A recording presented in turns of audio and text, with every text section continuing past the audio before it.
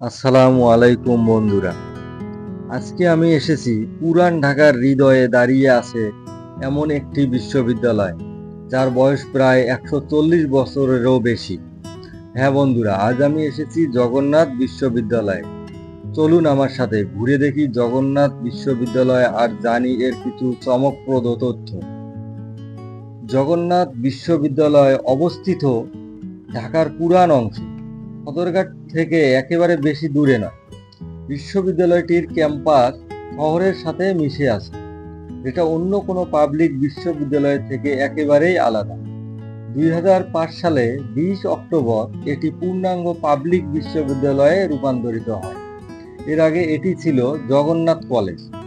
বর্তমানে এখানে প্রায় ২৩,০০০ শিক্ষার্থী পড়াশোনা করছে এবং ৬০০ এর বেশি শিক্ষক রয়েছে।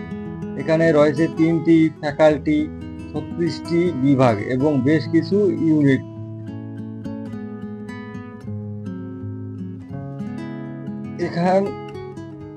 এখানে রয়েছে অনেক সুন্দর মনোরম দৃশ্য। এখন চলুন একটু ইতিহাসের দিকে যাই।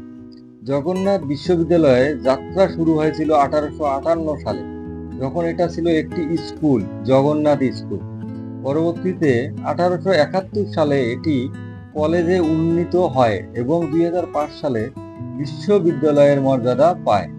অর্থাৎ এর শিক্ষার ইতিহাস প্রায় ১৫০ বছরের বেশি পুরনো। এই দীর্ঘ ইতিহাসে অসংখ্য খ্যাতনামা ব্যক্তি এখান থেকে শিক্ষা গ্রহণ করেছেন। জগন্নাথ বিশ্ববিদ্যালয়ের ক্যাম্পাস সবচেয়ে বড় বৈশিষ্ট্য হলো এটা কোনো নির্দিষ্ট এলাকা জুড়ে নয়, বরং পুরান ঢাকার বিভিন্ন জায়গায় ছড়িয়ে ছিটিয়ে আছে। মূল ভবনটি খুবই সুন্দর ও ঐতিহাসিক স্থাপত্য শৈলীতে নির্মিত। এছাড়াও রয়েছে বিজ্ঞান অনুষদ ভবন, কলা ভবন, বাণিজ্য ভবন সহ আলাদা আলাদা একাডেমিক ব্লক। যদিও জায়গার অভাব আছে, তবুও শিক্ষার্থীদের প্রাণ চাঞ্চল্যে এই ক্যাম্পাস সবসময় সরগরম থাকে। এখন একটু একাডেমিক বিষয়ে বলি। এখানে আছে ৩টি প্রধান ফ্যাকাল্টি: কলা অনুষদ, বিজ্ঞান অনুষদ, বাণিজ্য অনুষদ। জগন্নাথ বিশ্ববিদ্যালয়ের বিশেষত্ব হলো শিক্ষার মান উন্নত করার পাশাপাশি এখানে গবেষণার দিকেও জোর দেওয়া হয়।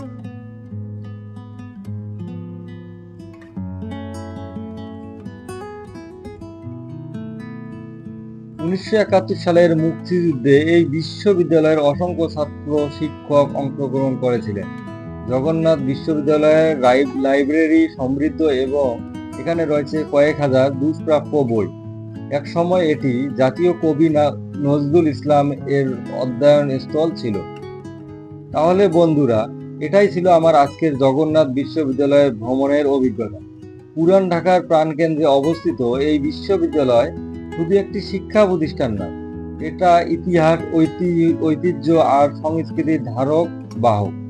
আশা করি আমার ভিডিও আপনাদের ভালো লেগেছে। কমেন্টে জানাতে ভুলবেন না জগন্নাথ বিশ্ববিদ্যালয় সম্পর্কে আপনার মতামত।